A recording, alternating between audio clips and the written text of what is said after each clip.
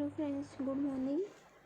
आज मैं आप लोगों के लिए लेके आई हूँ जून 2013 पेपर 2 हिंदी। तो चलिए हम लोग स्टार्ट करते हैं। देखिए, इस पेपर में 50 क्वेश्चन है, जैसे कि आप लोग देख रहे हैं, लिखा हुआ है यहाँ पे। तो चलिए हम लोग स्टार्ट करते हैं। जो पहला क्वेश्चन है, व्हाट पीपल के लेखक कौन है। तो मैं आपको बता दूँ, जो व्हाट पीपल है उसके लेखक हैं रामधारी सिंह दिनकर जी। तो आंसर हमारा सी होगा। इसके साथ ही मैं आपको बता दूं कि ये जो इनकी रचना है, ये है इनकी 1961 ईस्वी की। ये एक निबंध है, ये भी आप लोग ध्यान रखिएगा कि ये एक निबंध संग्रह है। चलिए हम लोग आगे चलते हैं। क्वेश्चन नंबर 2 है आपका, समांतर कहानी के पुरस्कर्ता है। तो इसका जो आंसर है, इसका आंसर होगा कमलेश्वर जी। और साथ में मैं आपको बता दूं कि इसका रचनाकाल है 1972 ईस्वी।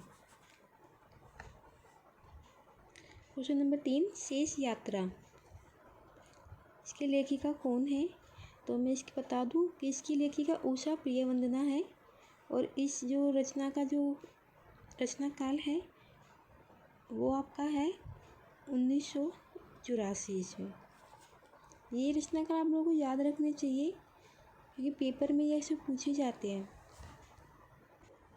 क्वेश्चन नंबर 4, हिंदी साहित्य के प्रथम इतिहासकार है कौन है। तो मैं आपको बता दूं कि जो हिंदी साहित्य के प्रथम इतिहासकार फ्रेंच विद्वान गार्सा द तासी जी है। इसके साथ ही आप लोगों को पता रहना चाहिए कि जो इन्होंने फ्रेंच भाषा में इस्तेवार दे ला लिटरेचर इंदू ये हिंदुस्तानी नामक इतिहास ग्रंथ लिखा था, जिसका प्रथम भाग जो है वो 2 भागों में था। जो उनका प्रथम भाग है वो 1839 ईस्वी में, और जो द्वितीय भाग है वो 1847 ईस्वी में प्रकाशित हुआ था। उसका इसका जो दूसरा संस्करण था वो 1871 ईस्वी में आया था। तो चलिए हम लोग आगे देखते हैं। क्वेश्चन नंबर 5, कुमार प्रतिबोध के रचनाकार कौन है। तो मैं आप लोगों को बता दूं कि जो कुमार प्रतिबोध है, पहले तो ये रचना है 1184 ईस्वी की। और इसके जो रचनाकार है वो है सोम प्रभु सूरी। सी आंसर होगा हमारा। और ये जो है ये गद्य पद्य में संस्कृत प्राकृतिक काव्य है, ठीक है। और इसके जैसा ही एक और है रचना, जिसका नाम है कुमार पाल चरित्र, जो कि है हेमचंद्र का। ये आप सब ध्यान रखिए, दोनों का नाम बहुत सिमिलर है। क्वेश्चन नंबर 6 देखते हैं, निम्नलिखित में से कौन सी रचना उपन्यास नहीं है। तो मैं आपको बता दूं कि इसका आंसर हमारा बी होगा, एक साहित्यिक डायरी। इसके लिए मैं आपको बता देती हूँ कि इसका जो रचनाकाल है वो हमारा है 1964। ये मुक्तिबोध की आलोचनात्मक कृति है, ठीक है। और जो बाकी जो है अजय की डायरी है, इसका रचनाकाल मैं आपको बता देती हूँ 1960 है। और जयवर्धन है 1956 ईस्वी। पहला गिरगिट जो है ये है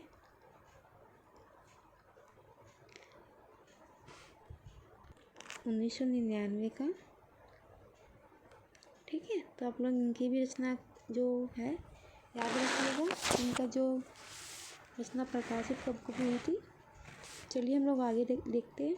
क्वेश्चन नंबर 7, इनमें से कौन नागरिक पंचायत सभा के संस्थापकों में नहीं है। तो देखिए, ये जो है ये भी है, ये भी है और ये भी है। जो रामचंद्र शुक्ल है ये नहीं है, तो मेरा आंसर सी होगा। मैं आपको बता दूं कि नागरिक पंचायत सभा की स्थापना है ना, इसकी स्थापना हुई थी 1893 में ईस्वी में की गई थी। इसके जो संस्थापक सदस्यों में 3 जो है रामनारायण मिश्र और श्याम सुंदर दास और ठाकुर शिव कुमार सिंह, ये तीनों थे। लेकिन रामचंद्र शुक्ल इनमें नहीं थे। क्वेश्चन नंबर 8 देखते हैं, इनमें से कौन वैष्णव भक्ति का आचार्य नहीं है? तो इसका जो आंसर है ए होगा, शंकराचार्य। शंकराचार्य जो है ये वैष्णव भक्ति आचार्य नहीं थे। इन्होंने ज्ञान और भक्ति तथा निर्गुण और सगुण के विरोध की स्थापना करते हुए निर्गुण ब्रह्म से ही ज्ञान को संबद्ध किया। इन्होंने अद्वैतवाद सिद्धांत का प्रवर्तन किया और समार्थ संपादन की स्थापना की तथा इसमें पंचदेवोपासना की व्यवस्था की। ठीक है, तो जो रामानुजाचार्य है वैष्णव भक्ति के, आपको बता देती हूँ, जो ये इन्होंने पूछा हुआ है, जो रामानुजाचार्य है वो वैष्णव भक्ति के आद्य आचार्य माने जाते हैं। क्वेश्चन नंबर 9 देखते हैं, जगन्नाथ की रचना कही जाती है? तो देखिए इस क्वेश्चन में थोड़ा डाउट है, क्योंकि इसमें दो आंसर हमारे ठीक होंगे। क्योंकि जगन्नाथ की जो रचना है उसका मूल नाम परमाल रासो है, तो इसके अकॉर्डिंग हमारा बी ठीक होगा। लेकिन इसी को उत्तर प्रदेश में आल्हा खंड के नाम से जाना जा रहा, तो हमारा डी भी ठीक होगा। और यूजीसी ने ये दोनों ठीक माने हैं। ठीक है, तो आप लोग कन्फ्यूजन मत करिएगा।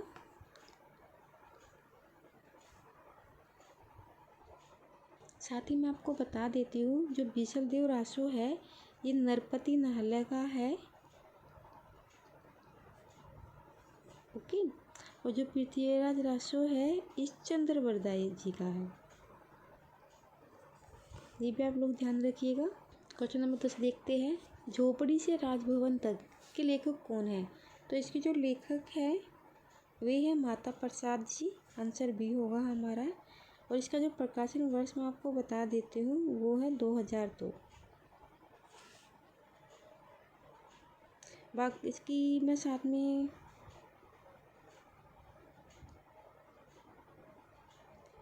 चलिए हम लोग आगे चलते हैं। मैं आपको बता रही थी कि ये जो है ये एक आत्मकथा है। ठीक है, क्वेश्चन नंबर 11 देखते हैं, राम की शक्ति पूजा की यौगिक प्रक्रिया का स्रोत क्या है? तो जो इसकी यौगिक प्रक्रिया का स्रोत है वो है नव वेदांत, आंसर सी होगा हमारा। जो राम की शक्ति पूजा है ये है निराला जी की, ये काफ़ी लंबी कविता है और यह नव वेदांत यौगिक प्रक्रिया पर आधारित है तथा इसका प्रेरणा जो स्रोत है वो कृतवासी रामायण बंगला है। इसमें से कौन तार सप्तक के कवि नहीं है? तो मैं आपको बता दूं कि जो इनमें से जो भवानी प्रसाद मिश्र जी है ये हमारा आंसर बी होगा, ये नहीं है। जो तार सप्तक है ये 1943 ईस्वी से प्रयोगवाद का जन्म माना जाता है। ठीक है, और जो अन्य सप्तक है जैसे दूसरा सप्तक हो गया वो 1951 का 51 में प्रकाशित हुआ था, और तीसरा सप्तक 1959 में, चौथा 1979 में। तो इन जो चारों के सप्तकों के संपादक है ये अज्ञे जी थे, चारों उन्होंने ही प्रकाशित किए थे। चारों में 7 कवियों की रचनाओं का संकलन किया गया है। तो जो भवानी प्रसाद मिश्र जी है ये दूसरा सप्तक के कवि रहे हैं। ठीक है, ये दूसरा सप्तक के अंदर आते हैं, और जो बाकी सारे हैं ये तार सप्तक के कवि है। एक हथौड़ा वाला घर में और हुआ किसकी रचना है? ये जो है ये केदारनाथ अग्रवाल जी की रचना है। ठीक है, जो केदारनाथ अग्रवाल जी है ये प्रगतिवाद के प्रमुख कवि है और ये इनकी काफ़ी फेमस रचना है। प्रयोगवाद को बैठे ठाले का धंधा किसने कहा है? ये जो कहा है ये कहा है नंद दुलारे वाजपेयी जी ने, हमारा आंसर डी होगा। जो नंद दुलारे वाजपेयी को प्रत्यक्ष छायावादी, संचवादी, रसवादी, अध्यात्मवादी समीक्षक कहा जाता है। इन्होंने प्रयागवाद को बैठे ठाले का धंधा कहा है। ठीक है, अगला क्वेश्चन हमारे सामने, अगले जन्म मोही बिटिया ने कीजो की लेखिका कौन है? तो देखिए इनमें से इसका आंसर कहीं नहीं है। ये जो है अगले जन्म मोही बिटिया ने कीजो, इसकी जो साहित्यकार है वो मैं आपको बता देती हूँ। इसका आंसर गलत दिया हुआ है। तो ये उर्दू साहित्यकार है इसके कुर्तुलून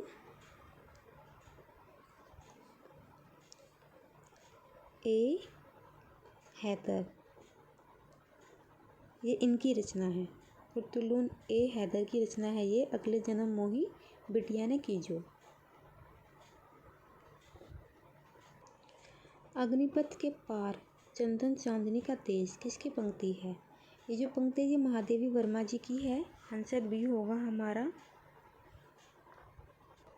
क्वेश्चन नंबर 17 देखिए, आनंद कादम्बनी के संपादक कौन थे? तो इसके जो संपादक थे ये बद्री नारायण चौधरी प्रेमगंज जी थे। आंसर सी होगा हमारा। जो आनंद कादम्बनी है इसका जो प्रकाशन वर्ष होगा हमारा 1881। ये एक मासिक है। तो ये जो है ये मिर्ज़ापुर से प्रकाशित होने वाली पत्रिका है हमारी। ये मासिक पत्रिका है आनंद कादम्बिनी, ठीक है। और इसके संपादक जो रहे हैं वे है प्रेमगंज जी। गोबर गणेश उपन्यास के लेखक कौन है? तो गोबर गणेश उपन्यास है इसके लेखक है रमेश चंद्र शाह जी। हमारा आंसर ए होगा। और इसका जो मैं आपको बता दूं, ये जो रचना है ये 1978 ईस्वी की है। गोबर गणेश। फादर कामिल बुल्के को हिंदी साहित्य में महत्व दिए जाने का कारण है। तो मैं आपको बता दूं जो फादर कामिल बुल्के का है, इनका जो जन्म है वो 1909 में ईस्वी में बेल्जियम में हुआ था। और रामकथा का विकास पर शोध कार्य किया था इन्होंने, ठीक है। तो ये तो हमारा ठीक होगा। और साथ में है ना रामकथा उत्पत्ति और विकास, अंग्रेजी हिंदी शब्दकोश, मुक्तिदाता, नया विधान, नीलाक्षी, बाइबिल का हिंदी अनुवाद और तुलसी साहित्य पर उन्होंने विशेष कार्य किया था। तो इसमें ये भी ठीक है इनका और ये भी ठीक है, ठीक है। और मैं इसका आपको बता देती हूँ कि इनका जो निधन है ये 1882 में दिल्ली में हुआ था। तो ये सभी ठीक है हमारे। तुम्हारा आंसर बी होगा ये सभी। आत्माराम की टेंटे निबंध में आत्माराम के प्रतीक है, ये हमारे हैं बाल मुकुंद गुप्त जी। तुम्हारा आंसर डी होगा।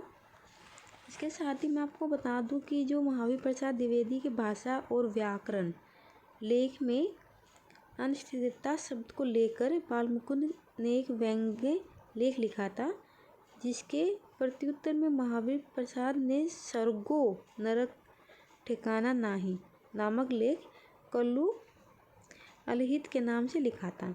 बाद में गोविंद नारायण मिश्र ने महावीर प्रसाद द्विवेदी का पक्ष लेते हुए आत्माराम की टेंटे नामक पत्र लिखा था। इस लेख में ही आत्माराम के प्रतीक बाल मुकुंद गुप्त है, ठीक है। अब प्रकाशन के अनुसार इन आलोचनात्मक ग्रंथों का हमें अनुक्रम बताना है। तो इसमें हमारा अनुक्रम बी ठीक होगा। तो कैसे वो आपको मैं बता देती हूँ। उनका प्रकाशन वर्ष सबसे पहले आता है हिंदी नवरत्न। हिंदी नवरत्न जो है इसके जो ग्रंथकार है मिश्र बंधु जी है और प्रकाशन वर्ष इनका है 1910 ईस्वी। उसके बाद है प्रेमचंद्र और उनका युग। इसके जो ग्रंथकार है ये है रामविलास शर्मा और इसका प्रकाशन वर्ष है 1952 ईस्वी। साथ में जो अगला है हिंदी साहित्य के 80 वर्ष, इनके जो ग्रंथकार है वो शिवदान सिंह चौहान है और इसका जो प्रकाशन वर्ष है 1954 रहा है।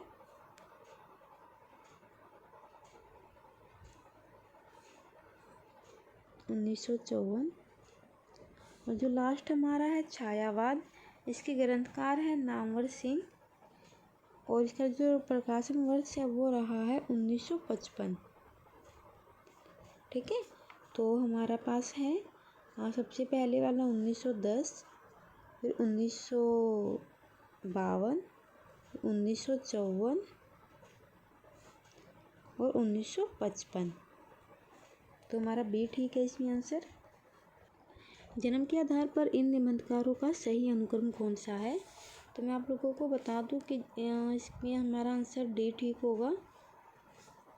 वो कैसे, वो मैं अभी आपको समझाती हूँ। तो जन्म के आधार पर सही अनुक्रम हमारा होगा डॉक्टर संपूर्णानंदन। इनका जो जन्म है ये है 1890 ईस्वी। उसके बाद रामवृक्ष बेनीपुरी, इनका है 1896। उसके बाद वासुदेव चंद्र अग्रवाल जी, इनका है 1904। और भगवत शरण उपाध्याय, इनका है 1908 ईस्वी। ठीक है, तो चलिए हम लोग आगे देखते हैं। प्रकाशन वर्ष के आधार पर इन उपन्यासों का सही अनुक्रम क्या है? प्रकाशन वर्ष इनका देखना है हमें, तो इसके अकॉर्डिंग हमारा आंसर ए ठीक होगा। रुकोगी नहीं, रुकोगी नहीं, एक मिनट, ये रुकोगी नहीं राधिका, हाँ जी ये पूरा एक है, रुकोगी नहीं राधिका। इसका जो प्रकाशन वर्ष है वो है 1967 ईस्वी। इसका जो उपन्यासकार है वो है उषा प्रियवंदा जी। उसके बाद आपका बंटी, इसका प्रकाशन वर्ष है 1971 ईस्वी। और इसकी जो उपन्यासकार है वो मन्नू भंडारी जी। उसके बाद सूरजमुखी अंधेरे की, इसका प्रकाशन वर्ष है 1972 ईस्वी। और इसके जो उपन्यासकार है वो कृष्णा सोपती जी हैं।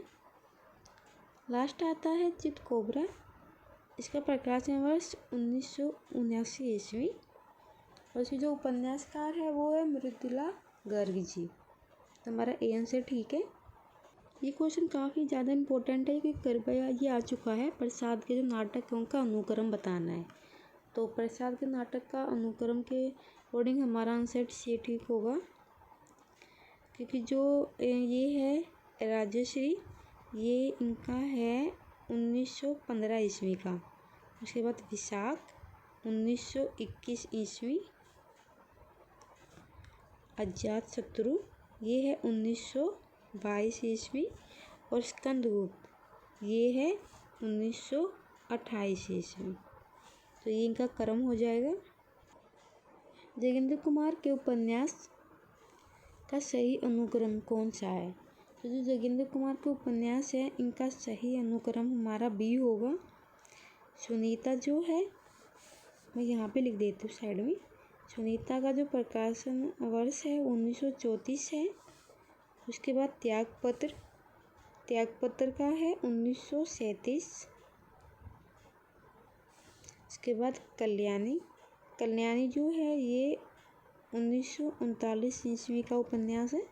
और सुखदा, सुखदा जो है 1952 का। तो ये इनका क्रम हो जाएगा। और प्रकाशन वर्ष, ये क्वेश्चन भी काफ़ी ज़्यादा इम्पोर्टेंट है, कई बार पूछा गया है। जो आचार्यों का सही अनुक्रम, इसमें हमारा आंसर ये ठीक होगा। सबसे पहले भामा, क्योंकि इनका जो काल था वो 6वीं शताब्दी था। दंडी, दंडी की 7वीं शताब्दी। आनंदवर्धन इनकी 9वीं शताब्दी। और अभिनव गुप्त इनकी 10 से 11वीं शताब्दी था। ठीक है, चलिए हम लोग आगे चलते हैं। क्वेश्चन नंबर 27 देखते हैं। चरण में वर्णों की संख्या कम से अधिक के आधार पर इन वार्णिक छंदों का सही अनुक्रम, छंदों का अनुक्रम करना है कि वर्णों की संख्या के अकॉर्डिंग। तो चलिए हम लोग इसमें देखते हैं। इसके अकॉर्डिंग हमारा आंसर जो है डी ठीक होगा। जो इंद्रवज्रा है छंद, इसमें 11 वर्ण होते हैं। और वसंत तिलका, इसमें 14 वर्ण होते हैं। मंदाक्रांता, इसमें 17 वर्ण होते हैं। और शार्दूल विकृति, इसमें 19 वर्ण होते हैं। तो चलिए हम लोग आगे चलते हैं। इसमें देखते हैं आदिकाल के रचनाकार का अनुगम देखते हैं। इसका आंसर सी ठीक होगा। सबसे पहले तो सरहप्पा, ठीक है, इनका जो काल है वो रहा है 769 ईस्वी। ये राहुल के अकॉर्डिंग है, इसमें सारे राहुल के अकॉर्डिंग मैं बता देती हूँ आपको। इसके बाद गोरखनाथ, इसमें भी राहुल के अकॉर्डिंग इनका जो है वो 845 ईस्वी, लेकिन शुक्ल जी के अनुसार 13वीं ईस्वी माना जाता है। उसके बाद अमीर खुसरो का है 1255 से इनका है 1324 ईस्वी। उसके बाद है विद्यापति का है 1350 ईस्वी से 1460 ईस्वी। तो हमारा आंसर सी ठीक होगा। स्थापना के आधार पर हिंदी संस्थानों का जो अनुक्रम हमें दिखाना है, तो इसमें से हमारा आंसर ए ठीक होगा। सबसे पहले काशी नागरी प्रचारणी सभा, इसका जो स्थापना वर्ष है ये है 1893 ईस्वी। इसका जो स्थान था ये काशी बनारस था। दूसरा है हिंदी साहित्य सम्मेलन, इसका स्थापना वर्ष था 1910 ईस्वी और इसका जो स्थान है इलाहाबाद है। उसके बाद राष्ट्रभाषा प्रचार समिति, इसका जो स्थापना वर्ष है वो है 1936 ईस्वी और स्थान वर्धा। उसके बाद साहित्य अकादमी का स्थापना वर्ष है 1954 और स्थान है नई दिल्ली।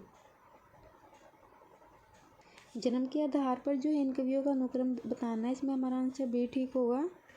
जो कुंभदास है इनका जो जन्म है वो हुआ था 1468 ईस्वी में।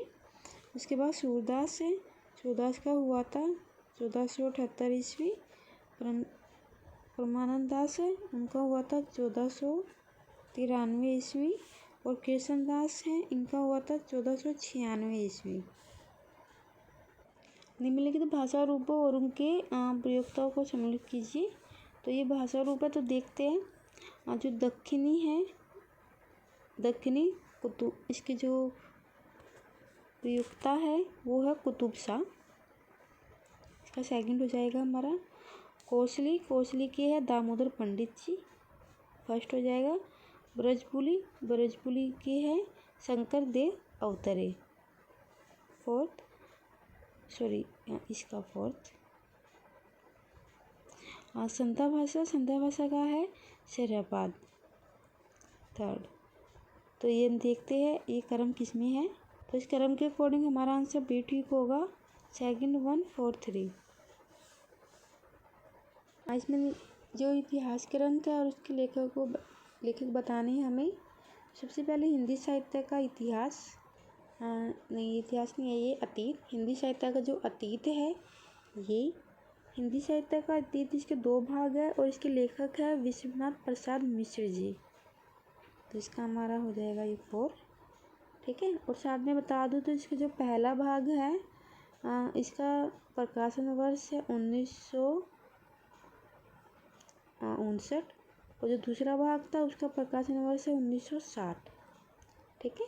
उसके बाद है हिंदी साहित्य और संवेदना का विकास, इसके लेखक है राम स्वरूप चतुर्वेदी जी, फर्स्ट। इसका जो प्रकाशन वर्ष है वो है 1986 ईस्वी। उसके बाद है हिंदी साहित्य का वैज्ञानिक इतिहास, जो वैज्ञानिक इतिहास है वो गणपति चंद्र गुप्त जी का है, सेकंड। और इसका जो प्रकाशन वर्ष है वो 1965 ईस्वी है।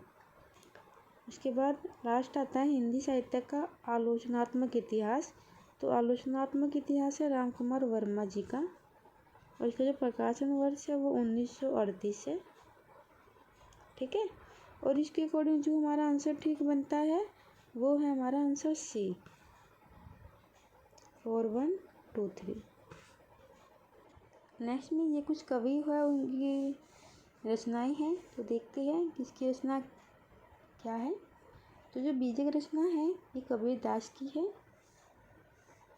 और अखरावट जो है ये जायसी की है, भक्तमाल नाभादास जी की है और श्याम सगाई ये है नंददास जी की, ठीक है। इसके अकॉर्डिंग हमारा आंसर सी ठीक होगा। 2143। फिर से वैसे ही क्वेश्चन आया है। ये कुछ रचनाएं हैं और उनके कवि हैं। सबसे पहली जो रचना है ये 17 दशक है। इसके जो रचनाकार है वो भूषण जी है। थर्ड है इसका पहले का। फिर कवि कुल कल्पतरु, इसके जो रचनाकार है चिंतामणि जी है। फोर्थ वाला। उसके बाद भाव विलास, इसके जो रचनाकार है वे देव है। और लास्ट इसकी लता, इसके जो रचनाकार है घनानंद जी है। ठीक है। और इसके अकॉर्डिंग हमारा जो ऑप्शन है, हमारा ऑप्शन डी ठीक होता है। 3 4 2 1। ये कुछ छंद दिए हुए हैं और इसकी प्रयोक्ता दिए गए हैं। तो देखते हैं सबसे पहले सोनेट, इसकी जो प्रयोक्ता है ये त्रिलोचन जी है। सेकंड। इसके बाद है हाइकू के जो प्रयोक्ता है वो अज्ञेय जी हैं फर्स्ट। उसके बाद सेवैया जो है वो गया प्रसाद शुक्ल स्नेही जी का है थर्ड। और जो कवि थे ये अयोध्या सिंह उपाध्याय हरियोग जी का ही है फोर्थ। इनके मिलान के अकॉर्डिंग इसका जो है ऑप्शन डी ठीक होगा हमारा। 2 1 3 4। इस क्वेश्चन में जो है ये काव्य की पंक्तियाँ दी गई है। साथ में बताना है कि ये कौन सी काव्य पंक्ति किस कवि की है। ठीक है। तो सबसे पहले चलिए पढ़ते हैं। जो चीज जगत आके उनिधि आज कैसा पेट बाना। ये जो काव्य पंक्ति है ये महादेवी वर्मा जी की है। हमारा तीसरा हो जाएगा। उसके बाद रूपोद्यान वाली जो है पंक्ति है ये हरिओं जी की है। देखिए नीचे मिलेगा ये हरिओं जी की ये वाली। उसके बाद वंदे तू भी भली बनी, सॉरी वेदनी तू भी भली बनी। ये जो पंक्ति है ये गुप्त जी की है, मैथिली श्री गुप्त। और जो लास्ट है सुरम्य रम्य, ये जो है ये महावीर प्रसाद द्विवेदी जी की पंक्ति है। तो इसके अकॉर्डिंग जो हमारा ऑप्शन है, हमारा ऑप्शन है हाँ जी ये ए ठीक होगा। 3 4 2 1। इसमें उस नाटक दिए गए हैं और उसके नाटक के नाटककार दिए गए हैं। तो हमें ये मिलाना है कि कौन सा नाटक किसका है। सबसे पहले जो नाटक है बंधन अपने अपने, ये शंकर शेष जी का है। और अशोक का शोक ये रामकुमार वर्मा जी का है। ठीक है। तो नीचे है। इसके पहले देख लेते हैं सिंदूर की होली जो नाटक है ये लक्ष्मी नारायण मिश्र जी का है। ये वाला लक्ष्मी नारायण जी का। साथ में मैं आपको बता दूँ, जो सिंदूर की होली है इसका जो प्रकाशन वर्ष है 1934 है। ठीक है। और अशोक का शोक इसका प्रकाशन वर्ष है 1967 ईस्वी। ये रामकुमार वर्मा जी का है। ये नीचे दे रखे हैं रामकुमार वर्मा जी। उसके बाद है नायक खलनायक विदूषक, इसका जो प्रकाशन वर्ष है वो है 1972 ईस्वी। और जो इसके जो नाटककार है, इनके नाटककार है सुरेंद्र वर्मा जी है ये सबसे ऊपर। ठीक है। तो इसके अकॉर्डिंग जो हमारा ऑप्शन है, हमारा ऑप्शन देख लेते हैं। हाँ जी ये बी ठीक होगा। 2 3 5 1। नेक्स्ट देखते हैं। इसमें कुछ कहानी और कहानीकार दिए गए हैं। तो चलिए इनमें देख लेते हैं। जो लाल पालन की बेगम है ये रेणु जी की है। एक औरत और जिंदगी ये रामदरस मिश्र जी की है। ठीक है। लंदन की एक रात ये निर्मल वर्मा जी की है। और शव यात्रा ये जो श्रीकांत वर्मा जी की है। तो इसके अकॉर्डिंग जो है हमारा अपना ऑप्शन देखते हैं। इसके अकॉर्डिंग हमारा जो ऑप्शन डी ठीक होगा। सॉरी ये 3 1 2 4। नेक्स्ट क्वेश्चन में कुछ पंक्तियाँ दी गई है और बताना क्योंकि उस पंक्ति के लेखक कौन है। सबसे पहले देखते हैं भक्ति धर्म की रसानात्मक अनुभूति है। भक्ति धर्म की रसानात्मक अनुभूति है जो पंक्ति इसके लेखक है रामचंद्र शुक्ल जी। उससे जो नेक्स्ट है, देव बनने का मतलब है नॉन पर्सन, अव्यक्ति हो जाना। तो जो इस पंक्ति के जो लेखक है वो है हरिशंकर प्रसाद जी। उसके बाद है काव्य आत्मा की आत्मा वाला, ये जयशंकर प्रसाद जी की है। देखिए इसमें नीचे दिया हुआ ये रहा इसी का चार। उसके बाद है पंडिताई वाली जो है पंक्ति, ये पंडिताई वाली है, ये जो हजारी प्रसाद द्विवेदी जी की है। ठीक है, तो इसके अकॉर्डिंग जो हमारा आंसर डी ठीक होगा, 2, 4, 5, 1। इस क्वेश्चन में कुछ अवधारणा दी गई है और साथ में उसके संस्थापक दिए गए हैं। तो सबसे पहले अवधारणा जो है सहृदय जो है, ये इसका जो संस्थापक है आनंदवर्धन जी है। उसके बाद साधारणीकरण भट्टनायक जी की। मधुमती भूमिका, ये जो अवधारणा है ये इसके संस्थापक है केशव प्रसाद मिश्र जी। और अर्थ की लय, इसके हैं जगदीश गुप्त जी। इसके अकॉर्डिंग हमारा आंसर सी ठीक होगा, 2, 1, 4, 3। अब ये क्वेश्चन कुछ स्थापना और तर्क वाले हैं, तो देखते हैं। उपमान को अप्रस्तुत विधान मानना हिंदी का प्राचीन सिद्धांत है। नहीं, बिल्कुल नहीं है, ये गलत है। ये प्राचीन नहीं है, ये नवीन सिद्धांत है। यह स्थापनाचार्य रामजो शुक्ल की है, यह नवीन सिद्धांत है, ये बिल्कुल ठीक है। तो हमारा जो ए है ये गलत है और आर ठीक है। तो हमारा आंसर हो जाएगा आंसर बी, ए गलत आर सही। नेक्स्ट में देखते हैं, इसमें भी स्थापना तर्क वाला है। अस्तित्ववाद विज्ञान विरोधी दर्शन है, बिल्कुल सही बात है। यह चयन की अगाध छूट देता है और रचनात्मकता को पसंद देता है, ये भी बिल्कुल ठीक है। तो इसमें हमारे दोनों ठीक है कि जो अस्तित्ववादी दर्शन विज्ञान का विरोध करता है वह उसका अंध समर्थन नहीं करता। अस्तित्ववाद जो है वो उन समस्त विचारों के विरुद्ध है जो व्यक्ति के अमनुष्य और अस्तित्वहीन बनाते हैं। ठीक है, यह मनुष्य को स्वतंत्र मानता है, यह मनुष्य को न तो वस्तु और न ही मशीन मानता है। इसकी दृष्टि मनुष्य क्रियात्मक शक्ति है। ठीक है, तो ये दोनों ठीक है हमारे। तो हमारा आंसर हो जाएगा ए और आर दोनों सही।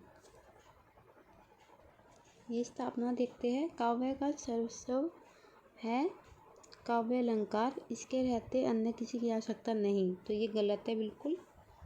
उसके बाद इसका तर्क देखते हैं। काव्य अलंकार में रस ध्वनि, रस वंदनालंकार आदि समस्त संप्रदायों का सवित सन्निवेश हो जाता है, वही सच्चे अर्थों में शोभा का धर्म है, तो ये भी गलत है। तो ए और आर हमारे दोनों गलत है। मैं आपको बता दूं कि जो काव्य का सर्वस्व रस छंद अलंकार इत्यादि सभी है, न कि सिर्फ काव्य अलंकार है। ठीक है, तो जो काव्य अलंकार में जो सिर्फ अलंकार समाहित होता है बस, अन्य कोई सिद्धांत नहीं होता है, तो ये दोनों ही गलत है। तो इसके अकॉर्डिंग हमारा आंसर बी, ए और आर दोनों गलत। ये स्थापना देखते हैं। बिंब का मुख्य ध्येय होता है वर्ण्य विषय का इंद्रिय प्रतिबिंबन, तो ये बिल्कुल सही बात है। इसके बाद तर्क देखते हैं। बिंब विधायक रचनाकार ज्ञानेंद्रियों के माध्यम से अपने भावों का संबोधित करके अपना संप्रेषण करता है और अपने बिंब से पाठों को जोड़ता है, ये भी बिल्कुल ठीक है। ये दोनों ही ठीक है, तो इसका जो आंसर है आंसर सी हो जाएगा, ए और आर दोनों सही। नेक्स्ट देखते हैं स्थापना। स्वच्छंदवाद न छायावाद है न रहस्यवाद है, बिल्कुल नहीं है, सही बात है ये। इसके बाद है तर्क। यह शास्त्रीय जड़ता की प्रतिक्रिया से उत्पन्न वैयक्तिक कल्पनातिरेक और निजी रहस्यानुभूति है, तो बिल्कुल सही बात है। ये दोनों ठीक है, ए और आर दोनों ठीक है। ये जो स्वतंत्रतावाद है एक स्वतंत्र काव्यधारा मानी जाती है, ये मैं आपको बता देती हूँ। और पाश्चात्य प्रभाव स्वरूप इसका विकास भारतीय शास्त्रीय जड़ता के विरोध स्वरूप हुआ था, जो रामचंद्र शुक्ल श्रीधर पाठक को स्वतंत्रतावाद का जनक मानते हैं। ठीक है, ये आप ध्यान रखिएगा। इसके बाद ये अवतरण दिया गया है, तो देखिए आप लोग इस अवतरण को ध्यान से पढ़ लीजिएगा। मैंने इसको पूरे को पढ़ा हुआ है, तो मैं आपको आंसर बता देती हूँ, लेकिन फिर भी आप एक बार इसको अच्छे से पढ़ लेना, ठीक है। इसमें 46 का जो आंसर होगा, मनुष्य सात्विक शील की ओर आप ही आप आकर्षित कब होता है, तो इसका आंसर ए होगा, जब शील की विभूतियों के अनंत रूपों पर मोहित होता है, ठीक है। उसके बाद आगे देखते हैं 47।